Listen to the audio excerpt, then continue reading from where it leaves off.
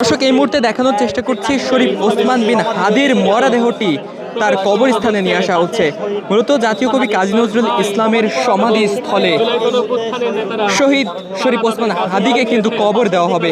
এই মুহূর্তে দেখতে পাচ্ছেন মাহমুদুর রহমান মান্না সহ বিভিন্ন রাজনৈতিক দলের নেতাকর্মীরা, ঢাকা বিশ্ববিদ্যালয়ের প্রক্রিয়ার টিম, হাসনাত আবদুল্লাহ সহ সবাই কিন্তু এখানে উপস্থিত রয়েছেন। ভারতের আগ্রাসন বিরোধী শরীফ ওসমান বিন হাদির মরদেহটি এই মুহূর্তে জাতীয় কবি কাজী নজরুল ইসলামের সমাধির পাশেই কিন্তু নিয়ে আসা হচ্ছে এবং কিছু সময় পরেই কিন্তু কবরে নামানো হবে।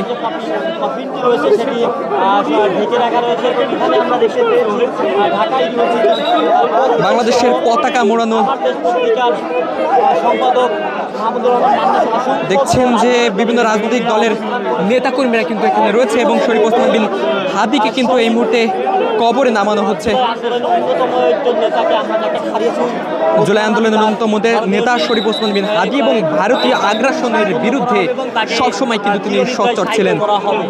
শরীফ ওসমান বিন হাদিকে এই মুহূর্তে চিরনিদ্রায় শায়িত করা হচ্ছে। আপনারা দেখছেন যে শহীদ ওসমান বিন হাদিকে কিছু সময়ের মধ্যেই দাফন করা হবে। কিছু সময় আগে রাজধানীর মানিক মিয়া এভিনিউতে অর্থাৎ সংসদ ভবনে কিন্তু শহীদ শরীফ ওসমান বিন হাদিকে জানাজা দেওয়া হয়েছিল এবং এই জানাজাটি বলা চলে বাংলার ইতিহাসের সবথেকে বড় জানাজা।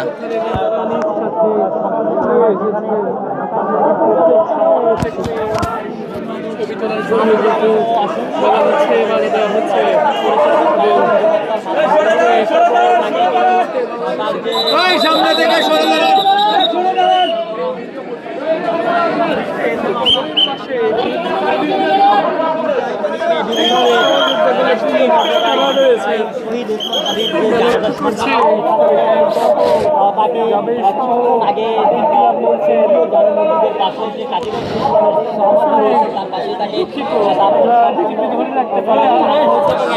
দেখতে পাচ্ছেন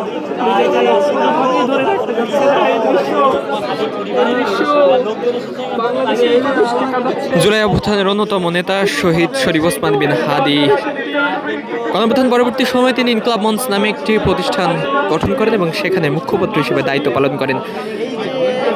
অল্প কয়েকদিনের মধ্যেই সারা বাংলাদেশের মানুষের প্রিয় ব্যক্তি হয়ে ওঠেন তিনি। তবে সেই প্রিয় ব্যক্তিকে বাংলাদেশের মানুষ বেশি দিন ধরে রাখতে পারেনি।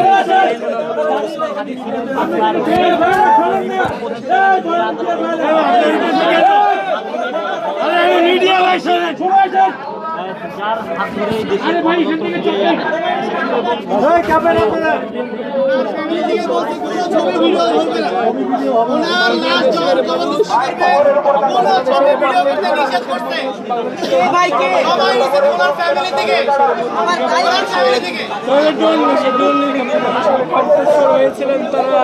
হলেও কিন্তু তিনি চিরকাল রয়ে যাবেন বাঙালির হৃদয়ে।